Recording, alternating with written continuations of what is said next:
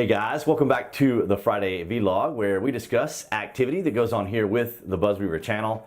That includes things like current events, headlines that are in the news, social media, technology, and items of interest that come up during the week that allow us to have a little bit of a dialogue. I want to thank all you guys who are now currently following me on BitChute. I will include a link down below if you guys want to check out BitChute, an alternative video hosting site very similar to YouTube, where many of us are now having to post some of our videos in light of some of the changes that YouTube is making. If you are new here to the channel, I want to welcome you guys here, as well as those of you who are frequent visitors to the channel. I want to encourage you guys now to click on that watermark down there in the bottom right hand corner to subscribe along with notifications. And of course, if you are watching this on alternative media, I would encourage you guys to give me a follow there. In gaming news, as of this release of the video on Friday, we will be 1 week away from Call of Duty, so I am looking forward to that. However, in the meantime, I've had a flurry of questions regarding Just Survive, and you can find that video addressing that topic right here in the top right-hand corner, and that is that Just Survive is, in fact, sunset and has been as of this time, October last year.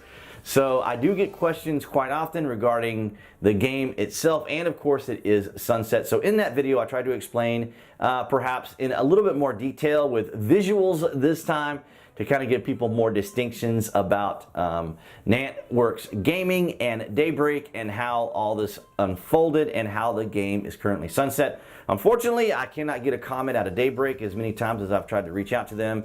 They simply have no comment regarding the game, so I'm going to assume that under their original headings and official post, the game is sunset.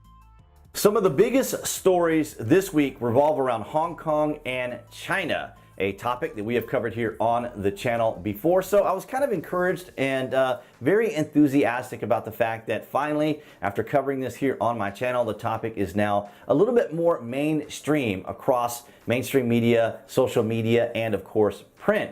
But nonetheless, one of those particular stories we're going to cover in this segment revolves around Daryl Morey, the general manager of the Houston Rockets, who essentially put out a rather innocuous tweet showing support for the protesters in Hong Kong. So let's read from the article.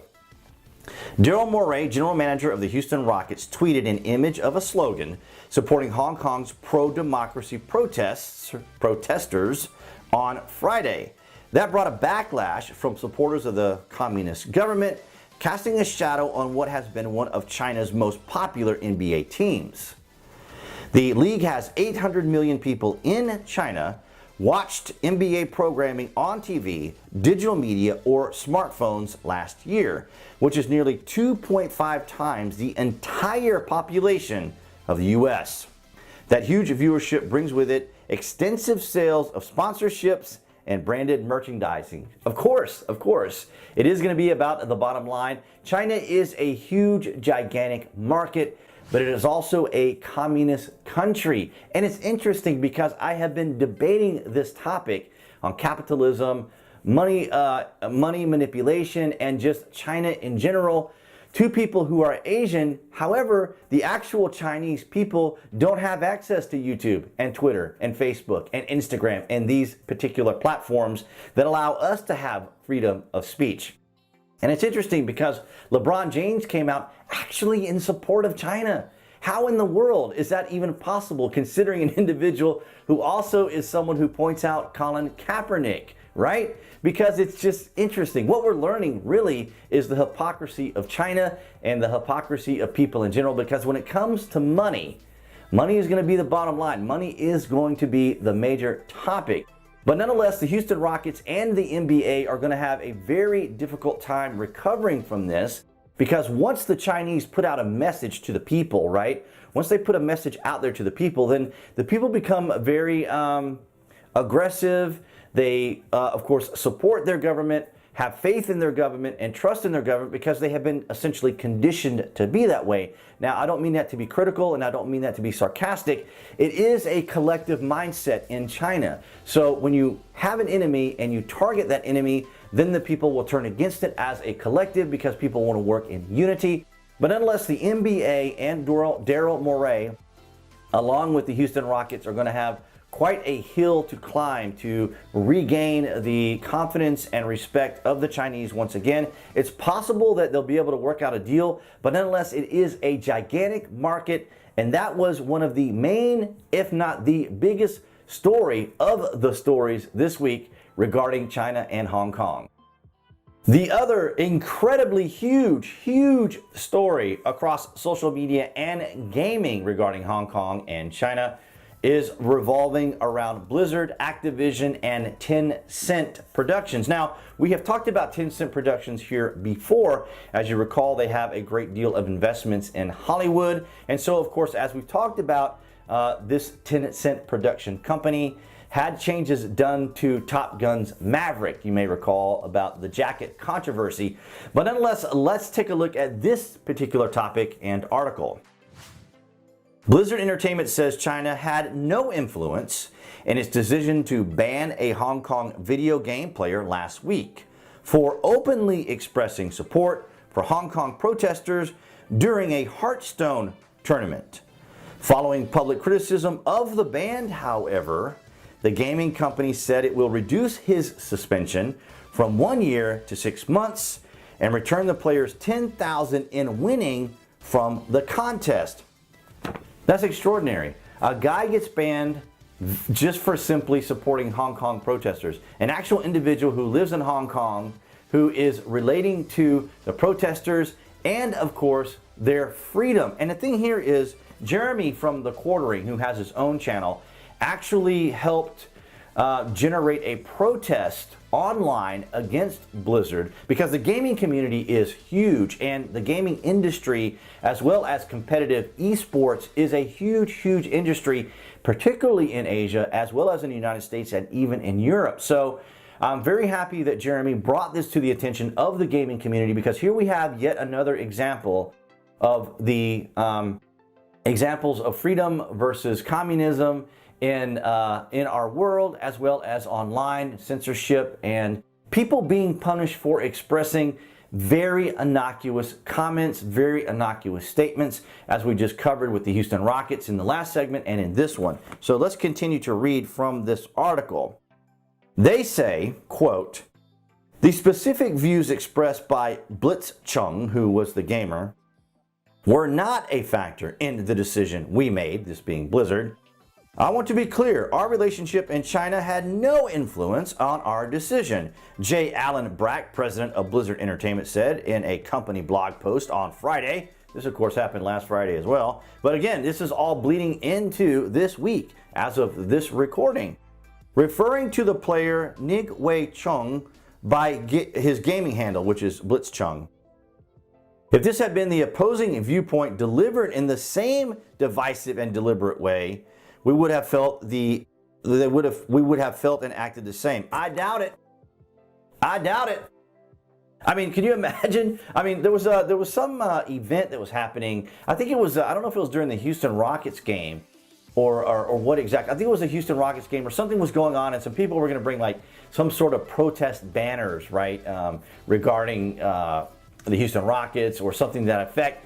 And security at this auditorium or stadium or venue kept the people from having it. But I can guarantee you, he says here again, if this had been the opposing viewpoint delivered in the same divisive and deliberate way, divisive and deliberate, the guy just simply, well, basically what they did was, you had two commentary guys interviewing this particular player, and they kind of as a joke, well, he as a joke, kind of dressed up like the protesters, you know, with a gas mask and things like that. And the two commentary guys were kind of, you know, chiding him and just talking in general, and they kind of got embarrassed and started hiding under their desk. But it was all, you know, there wasn't anything unusual about the behavior. There wasn't anything unusual about the message.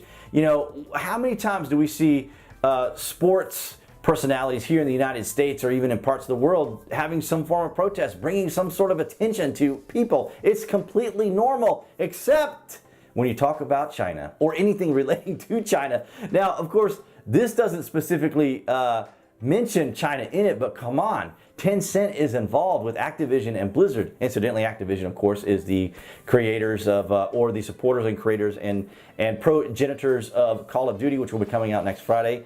So nonetheless, this is yet another example of how our society, how our world is so impacted. This cancel culture, this mindset that apparently you can't have an opposing opinion if it's based upon some other tribal ideology, philosophy, or worldview, because you will be shut down, and it's absolutely sad.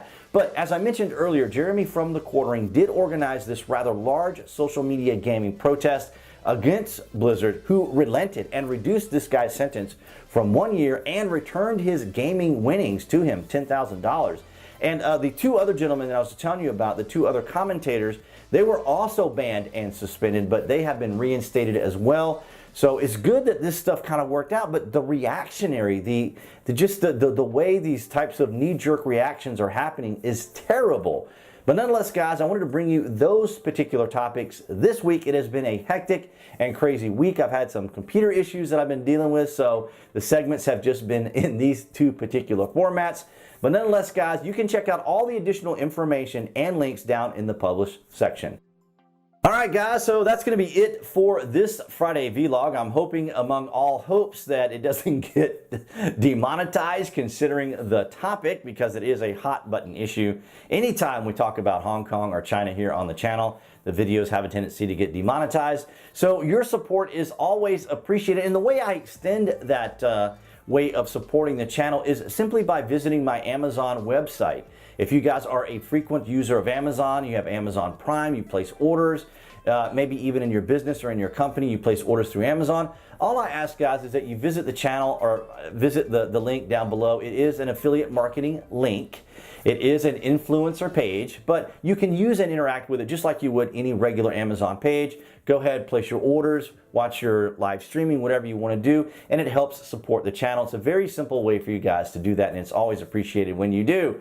Speaking of appreciation, guys, I would encourage you now to click on that like button right there, down there in the bottom right-hand corner to help support the channel. And of course, you can always follow me there on BitChute. And guys, of course, you can also click on notifications once you hit that subscribe, because we do now have the obligatory channel icon appearing right there on the screen to subscribe. And if you want those notifications to know when content is coming out, because I will be covering Call of Duty, you guys can do that at your leisure. I want to thank all you guys for your continued support here on the channel, and I will see you guys right there behind the camera next Friday.